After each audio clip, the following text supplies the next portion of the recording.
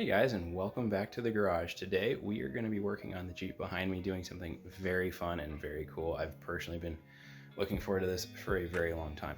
But before we get started, we got to go way back a little bit before we ever got this Jeep. Back to when my wife first put the word cool and car in the same sentence together. It was in reference to a Jeep. Similar to this is a Jeep Wrangler lime green with a light bar, and she stressed the light bar. So you guessed it, that's what we're doing. What we've got today are two really awesome products. This is the first one. This is the KC HiLiTES light bar mount for putting a 50-inch light bar right across the top. This is the driver's side panel and the, mounting bracket. Passenger side is in here. It comes with the 3M rubber spacers. Packaging is excellent, really thick plastic, bubble wrap, fantastic stuff. We're gonna get dug into this in a bit. This is, like I said, the driver's side. It's got a cutout for this whole plug-in hybrid business. Now, the KC HiLiTES bracket is literally the only one that I found that wasn't, cheap from China, not really engineered, that worked for the plug-in hybrid. So that's what we got. It's a little bit pricey, but I did not want to risk what some people had experienced where they went to Amazon, found a bracket with this cut out, put it on the car, drove down the freeway, and the light bar literally was sucked off the roof with the wind, and it did a whole bunch of damage to the roof. My guess is because the cheap Chinese versions don't have engineering behind them. So I paid the money for this, and I believe and hope it will be worth it. And based on the packaging so far, I'm liking what I'm seeing. Next, we've got a couple of goodies over here. This is the DV8 Offroad LED light bar. I've got the black bezel for the top, just because I thought it looked a little better. I believe this puts out 21,500 lumens, something in that, like that. If not, I'll correct it on screen here. But this is the 50-inch version. Should fit in between the mounts. Fingers crossed on that one. In addition, because the KC HiLiTES light bar bracket has spots for A-pillar lights, we went ahead and got a couple of those because they're not really that much money. They're like 20 bucks. And these are the DV8 Offroad lights. They're 3x3 pod lights, 3 inches, I think, by 3 inches by 3 inches. And there's not basically no instructions that come with any of this, but should be fairly straightforward.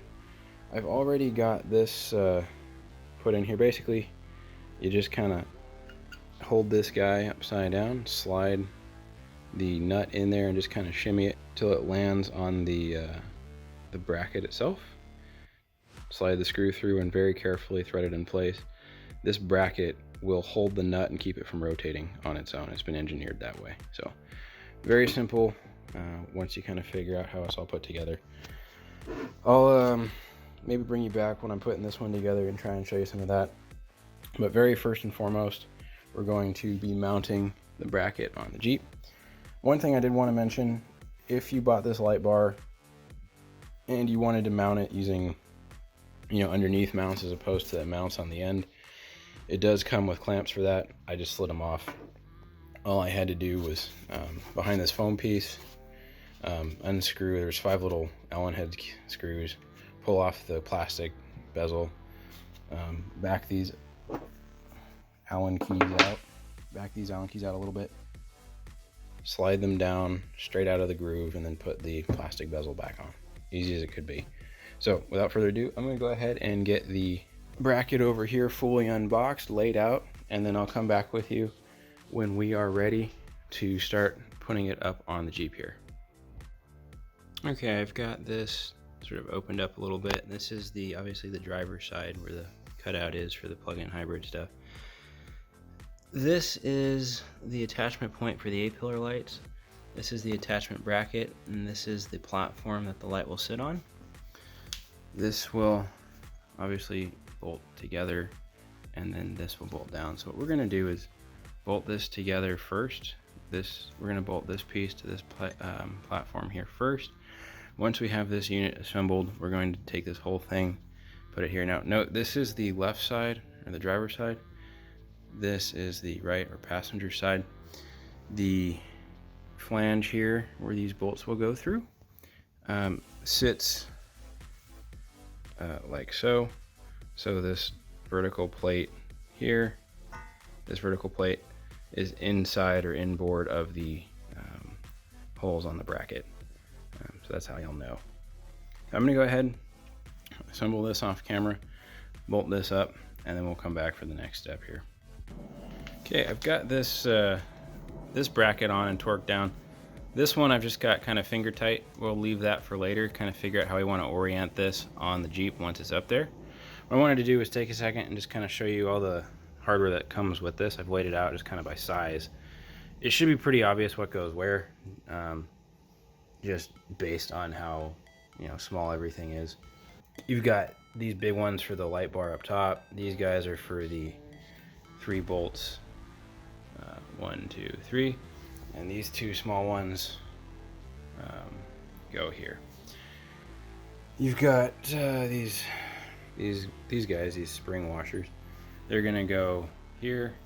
The flat washers here, and these large washers again are for the light bar, which is gonna mount up there. So I'm gonna go ahead, get the other one unboxed, put this together for the passenger side, and then I'll come back with you once I start putting this 3M 3M padding on this, so it will protect the Jeep paint from the bracket.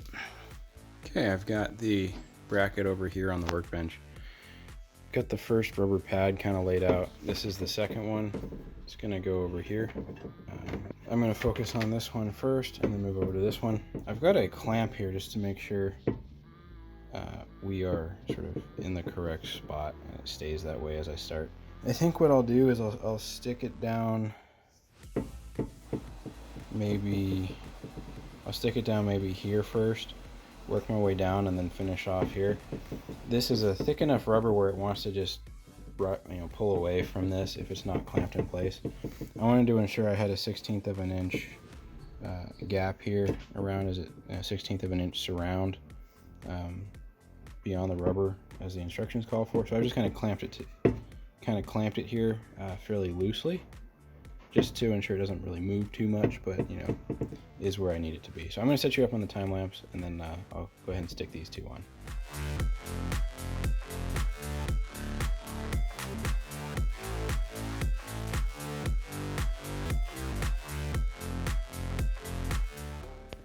Okay, I've got the 2 pads here that come with it mounted.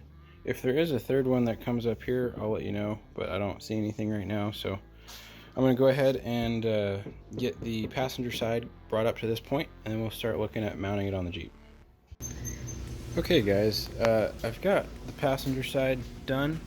I did want to mention there was one thing I had said earlier where I actually had them switched, and that was these A-pillar mounts. I was showing that the right one on the left and the left one on the right. This sort of vertical bracket here with the hole, that should be sort of on the outside of these screws. This is what will secure the bracket to sort of the upper side. It's going to have these 2 holes here and this one. Now, there's no instruction that comes with this mounting kit other than how to attach this to this and this to, I guess, this flat piece to the bracket here and this bracket to the larger bracket. No instruction other than that, and they're not super clear, but there's no instruction on how to attach the bracket to the Jeep. I've got these guys backed out. The T40 Torx that comes with the Jeep and the spare tire area takes care of that, no problem. There is no Torx bit for this. It's either 45 or 47. I went to Home Depot and picked up some of these. It's a 45. So make sure you have a T45 before you start, otherwise it'll slow you down a little bit. As it turns out, the doors are T50, these are T40. This is not in the tools that comes with the Jeep. So I'm going to go ahead back this bolt out, and then we should be able to just slide the new bracket into place and replace all the existing hardware.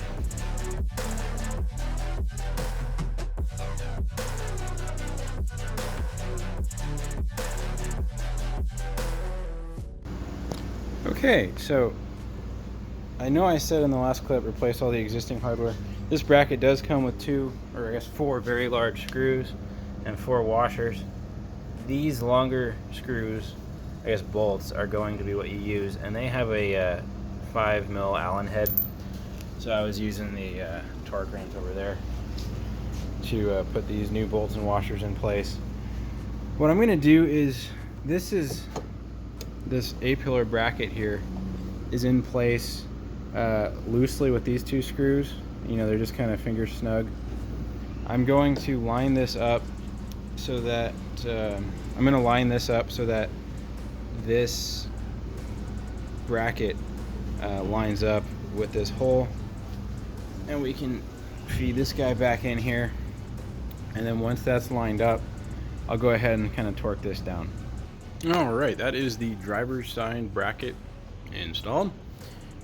2 bolts tightened here. I put these down to 6 Newton meters, and these I think 6 or 8 as well, something tight but not overly so. This one finger tight. I don't have a torque wrench for this bit, but just kind of snug. You don't need to over tighten with this guy. Just wasn't, you know, so tight that I needed to wrench it off from the factory, so I just tried to match that. I will say, when you're doing this, when you're putting this whole thing on, put these in until they're slightly, you know, snug, finger tight. Come up to the top, take these bolts completely out. Get this pod bracket mounted with this windshield bolt through the hinge. Tighten that down pretty good. Come back in here and then slowly tighten all 3 of these down until they're all snug. Then come back and hit these up the rest of the way. Make sure everything is looking good. Move on to the passenger side. And once we've got the passenger side mounted, we'll come back and finally get the light bar in place. All right, guys, the driver and passenger side are on. As you can tell, I was playing around with the pod light over there. This is the part where I recommend getting a second person here. I've got my wife handy. And what we're gonna do is throw the light bar in here. We're going to be using some bolts, some hardware that came with this. Not all of it, of course. We've got a M6, I believe it is, something like that. Compression washer and then a flat washer. And I've already test fit the light bar. It's perfect fit for this 50-inch light bar from DV8. Works just absolutely perfectly for size with this KC HiLiTES mount. So we're gonna go ahead, slip it in here, put some thread locker on the bolts. This is the same stuff I used for the airbags and the compressor. So if you haven't seen those videos, check them out. Put those on the bolts, and then we'll just torque them down. Once we got the light bar installed, I'll stand back and give you guys a sneak peek.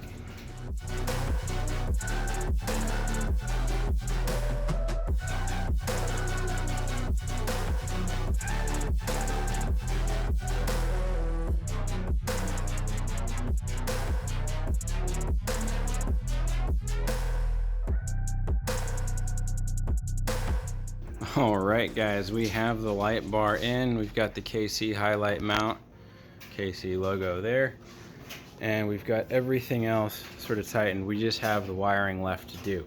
Now, as far as installing the bar itself, having a second person really comes in handy when you're getting it set. This particular bar, you'll see I've got 2 washers, 1 washer and an expansion washer on the outside. Now this 1 washer here is looking a little bit worse for wear. I might need to replace this one with a thicker one. It's looking like it's bending a bit, so I'll probably double stack this here in a second. But torque it down pretty good. This thing is not rotating up or down. It's kind of how I wanted it. Without those filler washers in here, without those 2 filler washers, this bolt that came with the bar, the light bar, it was too long and it was bottoming out before we got this to tighten down. So I'm trying to run this just a hair up so the light is up. Haven't sort of adjusted it yet. I don't want these fins to be sticking up sort of like this in the wind. That might lead to some pretty serious whistling. I do have some weather stripping I've bought to be putting in between these fins sort of every few inches all the way down.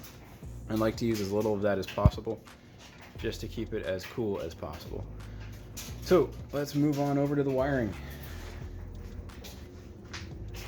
First step, if you have the tow haul trailer package, which we do, we got the Jeep, ordered the Jeep, so we knew we were going to be doing lights and everything. We wanted to keep the switching fairly straightforward.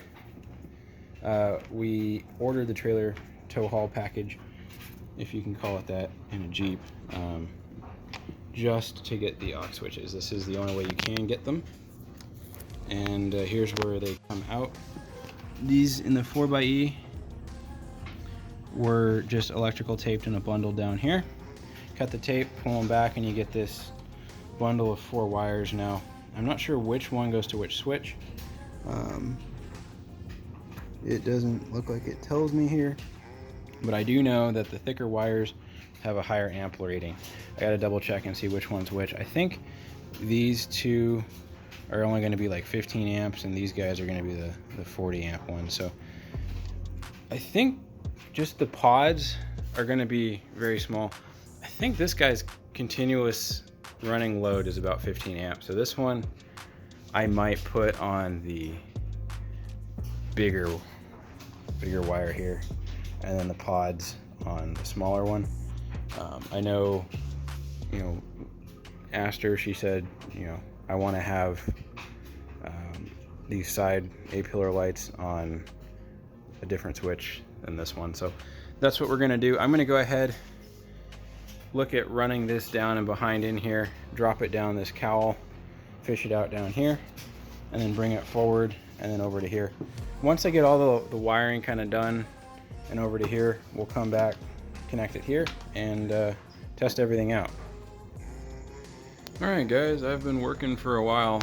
The lights have been up here for a while, but running the cable takes a while, especially if you just kind of want to be methodical about it.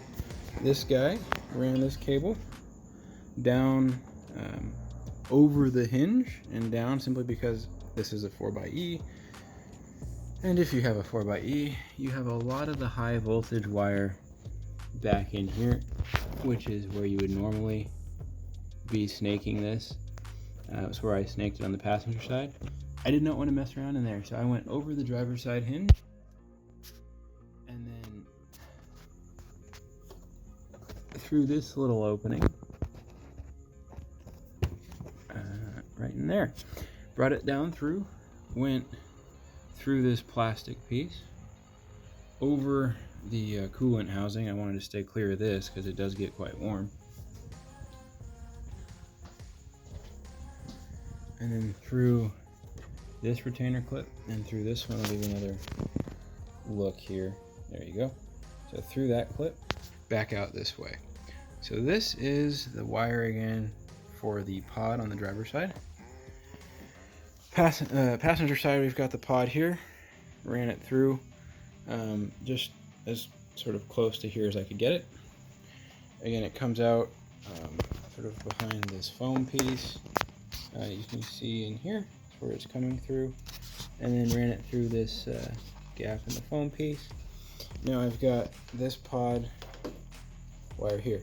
What I'm going to do, both cables for the passenger side pod, both cables for the driver's side pod, bring them together, and then we will tie into this guy. Now, the aux switch wiring for the light bar, the 50-inch light bar up there, that is, I think, 300 watts, and at 14 volts, that's like 20 amps. So we're going to be on the larger gauge. Wife wanted the second aux switch, so let me just review these for you here. The larger tan and pink wire, that is aux switch 1, that's 40 amps.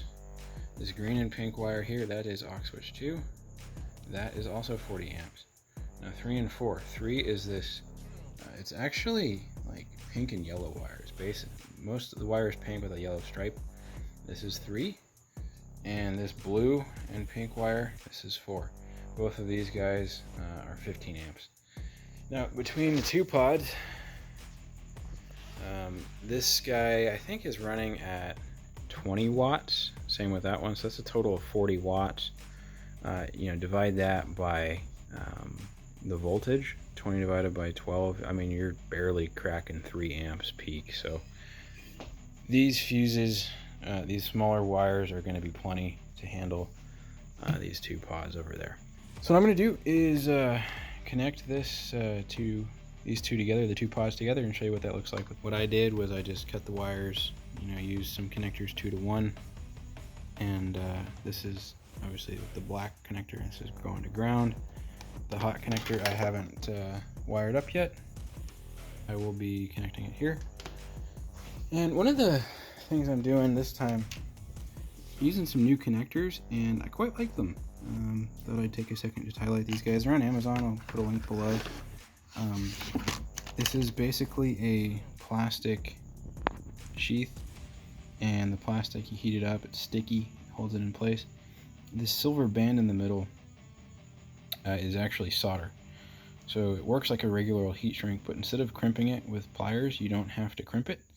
You simply put the 2 wires in the middle where the solder is, heat it up with a lighter, candle, heat gun, whatever, and the solder will partially melt and fill in some of the gaps between the 2 wires. Note, when you're putting these wires in, you don't, you know, twist the ends of the wire. You simply just shove them in, let the wires kind of mesh together within that solder wheel, solder round area. And then be careful while it is cooling. Don't simply pull it apart because it is not crimped. The plastic will stretch and rip until it cools. Once it's cooled, very strong connection. I then have been going back and putting in this additional heat shrink over the top just for added strength. And all of these connections I'm really pleased with. It's a little bit quicker, but I just quite like the method here. So that's what I've been using. I've got one more connection to put together, then I'll clean this up, and then I'll show you how all the lights look. Alright, wires are tidied up, tucked and away, zip tied. Everything should be ready to go. So let's give it a quick test. Let's put this down. I have yet to actually try this, so hopefully we don't make a fool of myself here. Let's turn the flash off.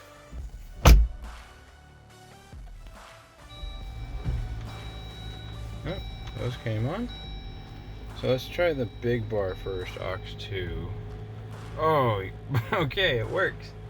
And aux 3, the side lights, fantastic.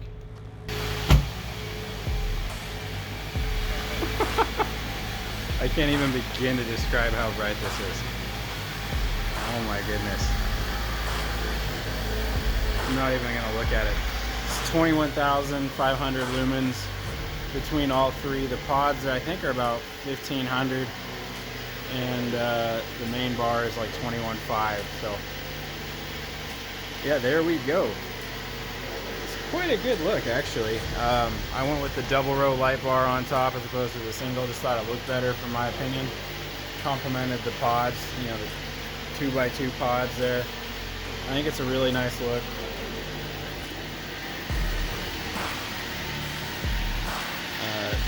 Works really well with the 4x8, ties everything together. I'll have to back it up outside and see how it really looks in the dark.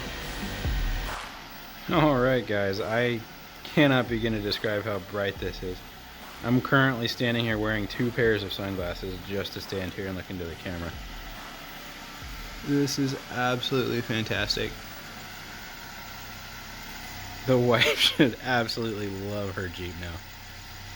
Alright guys, that'll do it for the install of the DV8 50-inch light bar, DV8 Light Bar Pods, light pods, and the KC HiLiTES light bar pod and light bar and pod mount. If you enjoyed this video, found it helpful, subscribe to the channel, like this video, turn notifications on, and as always, stay tuned for more.